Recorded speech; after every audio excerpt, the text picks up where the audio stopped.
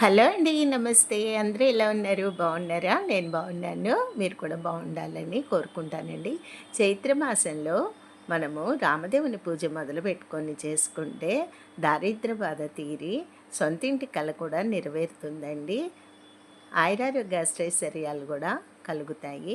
అయితే ఈ రామదేవుని పూజ ఎలా చేసుకోవాలనేది మీకు ఇప్పుడు వివరణ ఇస్తానండి. రామదేవుడి పూజ చేసుకునే ముందుగా మనము గణపతి పూజ కూడా చేసుకోవాలి.